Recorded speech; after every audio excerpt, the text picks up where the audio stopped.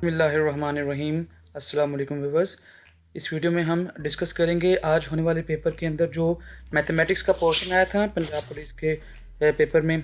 तो question number 1 है, if A and B are overlapping sets then Venn diagram shows.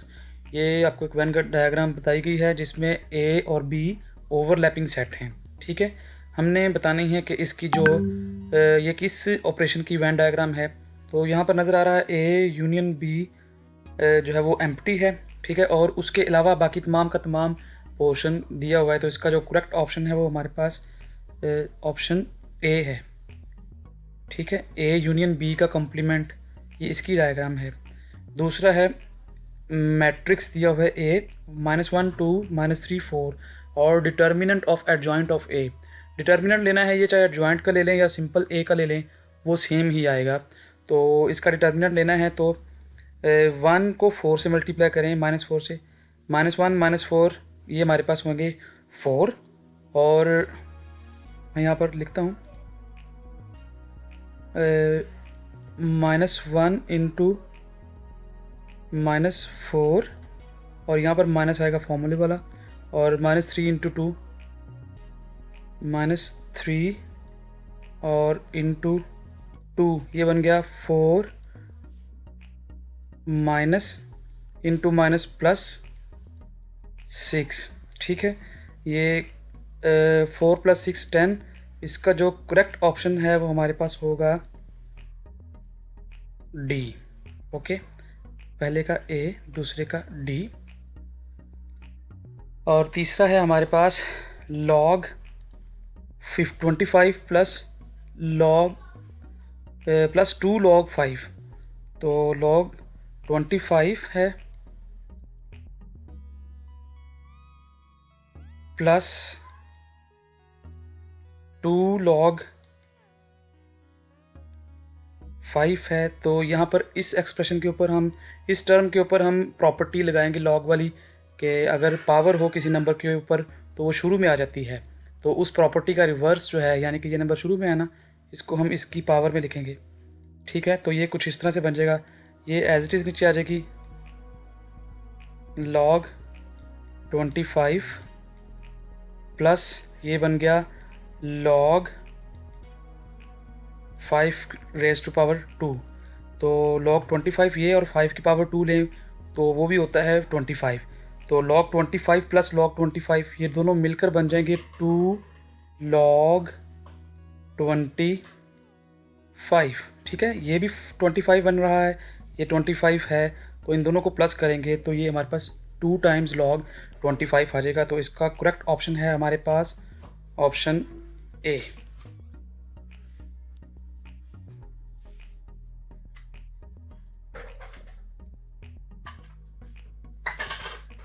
Next question की तरफ देखते हैं।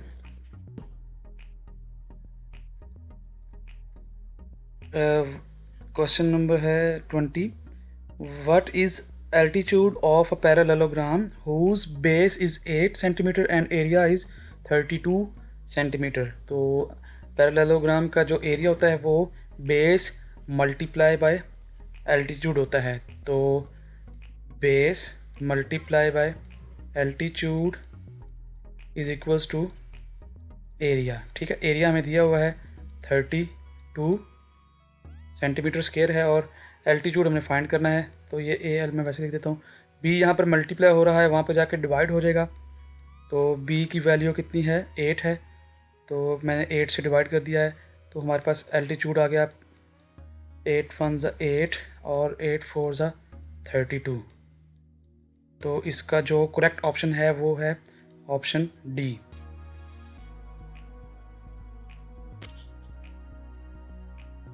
Next question, if the hypotenuse of an isosceles right angle triangle is 3 into square root 2 centimeter, then each of other side of the length is। अच्छा, मैं इसको ज़रा diagram के through आपको समझाता हूँ।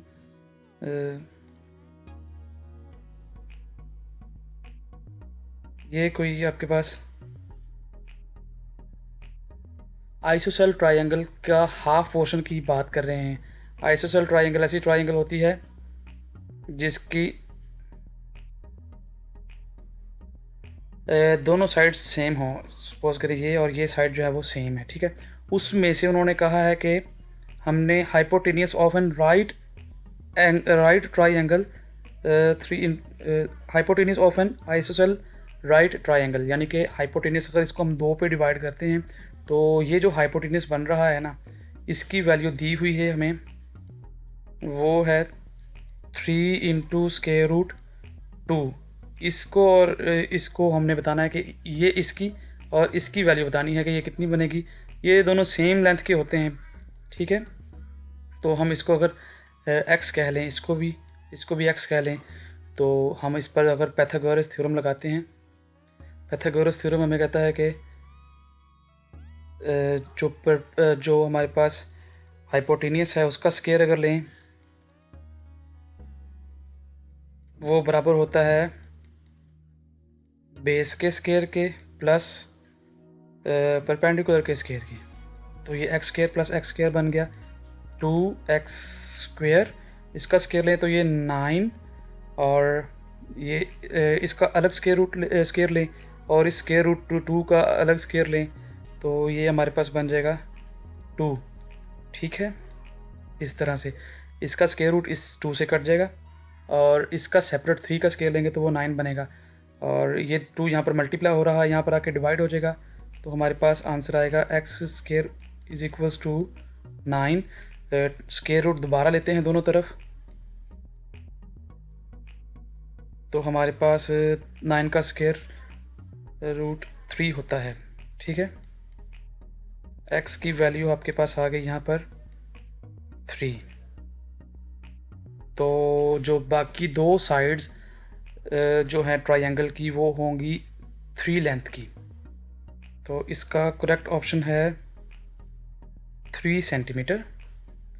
अब नेक्स्ट क्वेश्चन की तरफ चलते हैं।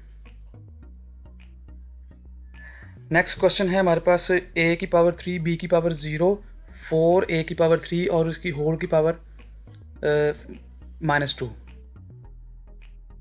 इस पावर को अगर हम इस पावर को डिस्ट्रीब्यूट करते हैं, इसको इसके साथ भी इसके पावर के साथ मल्टीप्लाई करते हैं, इसकी पावर के साथ भी मल्टीप्लाई करते हैं, इसके पावर में लिखते हैं और इसके पावर में। अब देखें a⁻3 पहले है, 3 - 2 = -6।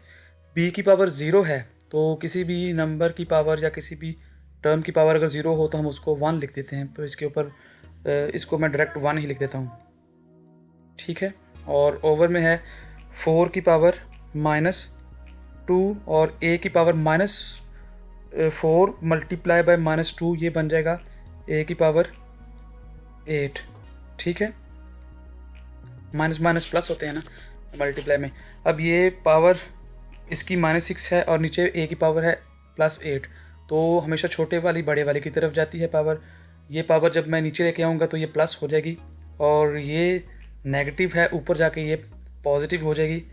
4 का स्क्वायर ओवर a की पावर 8 + 6, 8 + 6 होता है 14।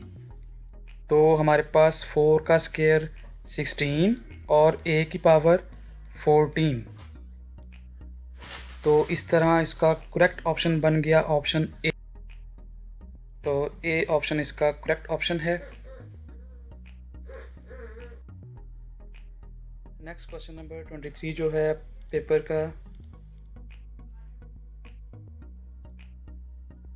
Solution of x + 3 mod + 21 = 9।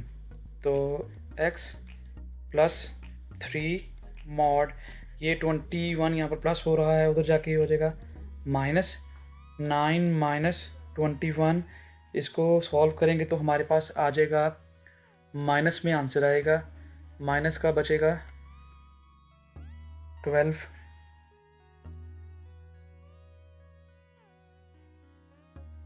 और x + 3 mod = 12। ये मॉड की प्रॉपर्टी होती है कि उसका आंसर नेगेटिव में नहीं आता। यहाँ पर इक्वल के बाद -12 आ गया है, तो इसलिए इसका कोई भी ऑप्शन ट्रू नहीं, यानी कि इसका सोल्यूशन एग्जिस्ट नहीं करता। इसका सोल्यूशन जो है वो एम्प्टी सेट होगा। और एम्प्टी सेट की नोटेशन या तो अकेला फाई होता है या फिर अकेली खाली ब्रैकेट होती है। तो फाई अगर ब्रैकेट के अंदर है तो ये हम ज़्यादा सूटेबल नहीं है। ऑप्शन बी इसका करेक्ट ऑप्शन है। और लास्ट क्वेश्चन है, the triangle formed by joining each point of the chord of a circle whose length is less than the radial segment to the center of the circle will be। यहाँ पर जिक्र हो रहा है एक circle का, और सर्कल की कॉर्ड के साथ और सर्कल के सेंटर के साथ जो है ना मिलकर, सपोज करें ये सेंटर है सर्कल का, ठीक है, और इसकी कॉर्ड मैं ड्रा करता हूँ एक। उन्होंने कहा कोई भी कॉर्ड है लेकिन वो रेडियल नहीं है, यानी कि वो सेंटर से नहीं गुजर रही। इसके अलावा कोई भी हमने एक कॉर्ड लेनी है, ठीक है। सपोज करें मैं ये कॉर्ड लेता हूँ। अब इस कॉर्ड और इस सेंटर के साथ मिलकर जो ट्राइएंगल बनती है, मैं सपोज करें ये बनाता हूँ। कॉर्ड में कोई सी भी ले लूँ, ठीक है। ये मैंने एक यहाँ पर कॉर्ड लिया ना, उसकी ये जो दो साइड होंगी ना, हमेशा उस कॉर्ड और सेंटर की मदद से जो भी मैं यहाँ पर ट्राइएंगल बनाऊँगा, उसकी ये वाली दो साइड जो कि सेंटर से उसकी बाउंड्री को टच कर रही होंगी, ये सेम होगी। क्योंकि उसकी रीज़न ये है कि हमारे पास यहाँ से लेकर इसकी बाउंड्री तक का जो डिस्टेंस होता है वो रेडियस होता है, ठीक है। तो रेडियस हमेशा सेम होगा। जहाँ पर मर्ज़ी मैं यहाँ पर सपोज करें एक कॉर्ड ले लेता हूँ, ठीक है। अब इसकी मैं यहाँ से लेकर यहाँ तक एक लाइन ड्रा करूँ और यहाँ से लेकर यहाँ तक एक लाइन ड्रा करूँ, तो यहाँ से लेकर यहाँ तक का डिस्टेंस भी रेडियस है, यहाँ से लेकर यहाँ तक का डिस्टेंस भी रेडियस होगा। ये वाली साइड जो है वो डिफरेंट होगी, यानी कि दो साइड हमेशा सेम होंगी, तीसरी साइड जो है वो वेरी कर सकती है। तो ऐसी ट्राइंगल जिसमें दो साइड सेम हो और तीसरी डिफरेंट हो, उसको हम आइसोसेल्स ट्राइंगल कहते हैं। तो इसका करेक्ट ऑप्शन है डी। तो ये था मैथ का पोर्शन। मिलते हैं नेक्स्ट वीडियो में। अल्लाह हाफिज़।